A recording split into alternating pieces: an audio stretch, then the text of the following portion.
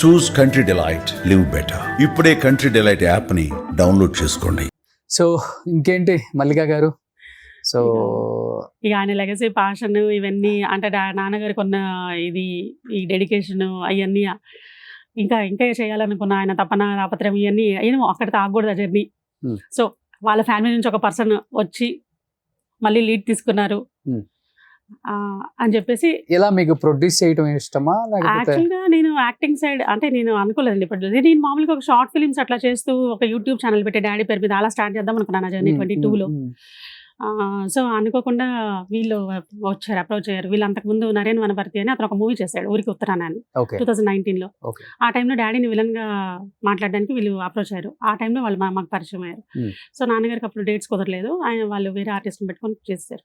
వాళ్ళు మళ్ళీ 22లో next movie plan చేస్తూ మాకు విజయవాడలో వాళ్ళ eagles pizza brand ambassador, brand owner. So అది స్టార్ట్ చేస్తూ మమ్మల్ని ఇన్వైట్ చేయడానికి వచ్చారు. ఆ జర్నీ అలా అనుకోకుండా అన్ఎక్స్పెక్టెడ్ గా మా ఇంటికి రావడం జరిగింది. సో షార్ట్ ఫిల్మ్ అప్పుడు నేను ఒక షార్ట్ ఫిల్మ్ చేస్తున్నాను 23లో. అంటే మనకు తెలిసిన ఈ ఫీల్డ్ లో చాలా మంది రిలేటివ్స్ వాళ్ళు వీళ్ళు ఉన్నారండి. ఇంకా డైరెక్షన్ టీమ్ లోకి వెళ్ళడానికి ఏడీలుగా చేస్తూ కోడేటర్లుగా చేస్తూ కష్టపడుతున్నారు. డాడీని ఎంతో మంది అంకుల్ మాకు ఒక అవకాశం ఇవ్వండి, లేదా ఒక షార్ట్ ఫిల్మ్ చేసే అవకాశం ఇవ్వండి, మిమ్మల్ని డైరెక్టర్స్ దగ్గర ప్రూవ్ చేసుకుంటాం, ఇట్లా చాలా మంది రిక్వెస్ట్ చేస్తూ అడుగుతూ ఉండేవాళ్ళు అని చెప్పేసి అడిగేవాళ్ళు. సో ఇది ఆ జర్నీలో ఇట్లా ఒక తెలిసిన అబ్బాయి అడిగితే అప్పుడు ఆర్మీ మీద ఒక షార్ట్ ఫిల్మ్. సో నాకు కూడా ప్యాషన్ ఉంది. 22లో మా చిన్న బాబుకి కూడా మెడిసిన్ సీట్ వచ్చేసింది. సో నాకేంటంటే ఒక బాబు ఏమో వెల్లూరు, ఇంకొక బాబు విట్టి వెల్లూరు అయిపోయింది. బాబుది లాస్ట్ ఇయర్ అయిపోయింది, రాయవెల్లూరులో చేశాడు. వాడికి సీట్ అక్కడే సీట్ వచ్చేసింది. ఇద్దరు మంచి ఇంటెలిజెంట్ అండి. బాబుకి కూడా ఎంబీబీఎస్ సీట్ ఫ్రీ వచ్చింది నీట్లో. సూపర్. మొన్న ఎన్ఆర్ఐ వైజాగ్ అండి బాబు. సో ఇట్లా సో నేను ఇంకా అప్పుడు ఏదో ఫ్రీ అయిపోయినట్టు, సో అనుకున్నది ఇప్పుడు స్టార్ట్ చేస్తే బాగుంటది అన్న ఫీల్ వచ్చింది ఆ టైంలో. బట్ నాన్నగారు ఒకళ్ళని నొప్పించే మనస్తత్వం కాదు, క్యారెక్టర్ కాదు అసలుకి. కరెక్ట్. బట్ ఆయన్ని చాలా మంది నొప్పించిన సందర్భాలు ఇండస్ట్రీలో చాలానే ఉన్నాయని నేను విన్నాను. బట్ ఒకనొక టైంలో ఒక స్టేట్మెంట్ కూడా ఇచ్చారు, ఒక పెద్ద హీరోతో నేను మంచి అవకాశం వచ్చినా, పెద్ద క్యారెక్టర్ వచ్చినా, ఎంత రెమ్యునరేషన్ ఇచ్చినా నేను చెయ్యను, నాకు చేసే ఇష్టం లేదు, ఆ హీరోనే నచ్చడం ఒక స్టేట్మెంట్ ఇవ్వాల్సి వచ్చింది. నేను ఎందుకని? హీరో నచ్చకపోవడం కాదండి, అక్కడ కమ్యూనికేషన్ గ్యాప్ వచ్చింది షూట్ గురించి. ఆ రోజు పెద్ద అంటే ఆ మూవీలో తనకి ఆ రోజు షూట్ లేదన్నారు. సో నైట్కి నైట్ బయలుదేరి హీ వాజ్ టు విజయవాడ వచ్చేసారు. మార్నింగ్ విజయవాడ రీచ్ అవుతున్నప్పుడు సార్ మీరు ఎక్కడ ఉన్నారు, ఇప్పుడు సెట్స్కి రావాలన్నారు. అక్కడ చాలా ఇది జరిగింది ఆ రోజు. పైగా అది పెద్ద మూవీ షూట్. సో అందరు ఆర్టిస్ట్ కాంబినేషన్తో వాళ్ళు చేస్తున్నారు. సో అప్పుడు నాన్నగారిని వేరే వాళ్ళతో రీప్లేస్ చేశారు. అప్పటికి ఒక 1 or 2 days చేశారు షూట్ అది. సో ఫారెన్ నుంచి ఎవరు ఆర్టిస్టులు వచ్చారు, ఫారినర్స్ని బట్టి.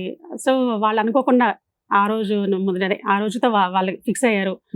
మీరు అంటే లేదని చెప్పినాక స్టార్ట్ అయ్యి వచ్చేస్తారు. క్యాన్సిల్ అయిందని చెప్పి లేదని చెప్పగానే ఆన్ అవుట్ కదా. నైట్ ఉందండి, ఇక్కడే ఉన్నారు. కూకట్పల్లి అండి, హౌసింగ్ బోర్డ్ అక్కడ ఉండేవాళ్ళు.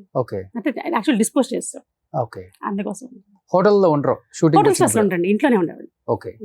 ఇంటి నుండే వచ్చేసేవాళ్ళు. అక్కడ నుంచి కార్లో వచ్చేస్తారు. అక్కడ నుంచి కార్లో ఏం కార్ వాడతారు నాన్నగారు? మహీంద్రా వాళ్ళే వాడతారు బేసిక్ ఫస్ట్ నుంచి. బోలెరో, స్కార్పియోలో కొత్త వర్షన్ వస్తే మళ్ళీ స్కార్పియోనే తీసుకుంటారు. ఆ తర్వాత లాస్ట్ 5-6 years నుంచి జైలో ఏంటంటే ఆయనకి సీటింగ్ కంఫర్ట్ చూసుకునేవాళ్ళు. ఆయన హైట్ కి పర్సనాలిటీ సెంటర్ సీట్ లో కొంచెం ఫ్రీ మూవ్మెంట్ ఉండాలి. ఇక ఎంత పెద్దగా వచ్చినా కూడా అసలు ఏవి ఒప్పుకునేవాళ్ళు కదా. సఫారీ ఎన్ని సజెస్ట్ చేసినా కూడా ఏవి. జైలో కూడా మళ్ళీ కొత్త వర్షన్ వస్తే అదే తీసుకున్నారు 2018లో 17లో మళ్ళా. సో అలా ఇంకా వెళ్ళిన రమ్మన్నారని హట్ అయ్యారు అంతే. ఎప్పుడండి అంటే ఇంకా వెంటనే రీప్లేస్ చేశారని తెలిసిపోయింది. ఆ రోజు ఈవినింగ్ మళ్ళీ నెక్స్ట్ ఫ్లైట్ కి వెళ్ళిపోదాం అనుకున్నారు. సో ఆ రోజు తన క్యారెక్టర్ వేరే వాళ్ళు రీప్లేస్ చేయడం జరిగింది. సో వేరే ఏమీ లేదు. ఆ హీరోతో అంటే నాకు తర్వాత చేశారు లేదో తెలియదండి. బట్ అసలు హీరోతో ఇష్టం లేదు అన్న ఈ వర్షన్ అసలు లేదండి. కాకపోతే అనుకోకుండా ఆయన అలా రావడం, మిస్కమ్యూనికేషన్ అయిపోయింది. ఇంటికి రావడం, ఈ లోపు ఆయన ప్లేస్ లో వేరే వాళ్ళని పెట్టేసి చేయడం జరిగింది. అంతే. అంతేగాని నాన్నగారికి ఇండస్ట్రీలో ఎటువంటి ఎనిమిస్ లేరు, అసలు ఎనిమిస్ లేరు, ఏంది అసలు అట్లేం లేదండి. అది ఒక్కటి గ్యాప్ ఆ రోజు, అది ఎందుకు అలా జరిగింది అంతే.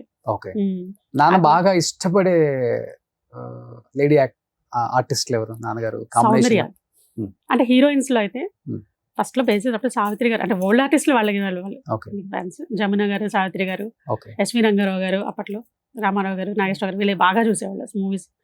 సౌందర్య గారు చాలా సినిమాలు చేశారు చేశారు. ఆయన. శ్వేతనాగు చేసిన తర్వాత అసలు బాగా అంటే కోనా కోనా అని తను పిలిచి ఆ. ఒక ఫాదర్ లాగా ఆ మూవీ చేసిన తర్వాత చాలా ఇంప్రెస్ అయ్యారు అసలు. Hmm. అంటే ఆ అమ్మాయి కూడా అంత డౌన్ టు అదే లాస్ట్ మూవీ అమ్మాయి కూడా 100th మూవీ అదే లాస్ట్ 100th మూవీ అది. అవును. ఆ తర్వాత ఇన్సిడెంట్ జరిగింది. అవును. కరెక్ట్.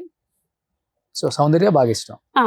ఓకే. అంటే చాలా ఉన్న వాళ్ళల్లో రియాలిటీకి దగ్గరగా అంటే తన ఎక్స్ప్రెషన్స్ కానీ వే ఆఫ్ యాక్టింగ్ కానీ అంతా చేశారు ఆమెతో జై మందిర చేశారు. జయమందిర అది దాంట్లోనే నంది అవార్డు వచ్చింది. అవును. ఫస్ట్ మూవీ 2002 అది. సో ఆల్మోస్ట్ నాన్నగారు ఒక 500 సినిమాలు చేసి ఉంటారా? చేశారండి దగ్గర ఇంకా మోర్ 300+. 300 అంటే పాతవి అవి ఇవి కలుపుకొని మేబీ అవ్వచ్చు 500. 500 అవ్వచ్చు కానీ 300+ అయితే డెఫినెట్. Okay, super. సో గొప్ప నటుడు కడుపున పుట్టారు, ఆయన పేరు నిలబెడతారని మేమందరం అనుకుంటున్నాం మల్లిక గారు. So Thanks. డెఫినెట్ గా మీరు ప్రొడ్యూస్ చేస్తున్నారు ఆల్రెడీ. ఇప్పుడు ఆల్రెడీ ఒక మూవీ జరుగుతుంది. అవును. ఒక మూవీ మన ప్రమోషన్స్ కూడా వచ్చారు ఇక్కడ అవునండి. ఛానల్ కి. అవును, సో అది రిలీజ్ అయిపోయింది. Release అయిపోయింది April 4th రిలీజ్ సో అయిపోయింది. నాన్నగారు కష్టపడి చెమట వచ్చి రూపాయి పోగు చేసి సంపాదించిన డబ్బు కాబట్టి. సో ఇండస్ట్రీ అంటే మీకు తెలిసింది, నేను అవును. చెప్పనక్కర్లేదు. ఫస్ట్ నుంచి నాతో పాటు ఇండస్ట్రీలో తిరిగారు కాబట్టి అవునండి. మనుషులు ఎలా ఉంటారు, వాళ్ళ క్యారెక్టర్స్ ఎలా ఉంటాయి, వాళ్ళ రియల్ షేడ్స్ ఎలా ఉంటాయి, అవును. సో ఇవన్నీ మీరు చూశారు కాబట్టి జాగ్రత్తగా ఆచితూచి అడిగేయాలని. ఎటువంటి బ్యాక్గ్రౌండ్ లేదు కాబట్టి ఇండస్ట్రీలో మీకు యాజ్ ఎ బ్రదర్గా నేను సజెషన్ ఇస్తున్నానండి. అండ్ మీకు యాజ్ ఎ ఆర్టిస్ట్గా ఇంట్రెస్ట్ ఉంది కాబట్టి డైరెక్టర్స్ అండ్ ప్రొడ్యూసర్స్ మన జయప్రకాష్ రెడ్డి గారి అమ్మాయి మంచి మంచి అమ్మ క్యారెక్టర్స్కి, అక్క క్యారెక్టర్స్కి చాలా బాగా సూట్ అవుతారు. అండ్ చెప్పారు కదా, ఒక డైలాగ్ కూడా చెప్పారు అమ్మ వాళ్ళ ఫాదర్ది.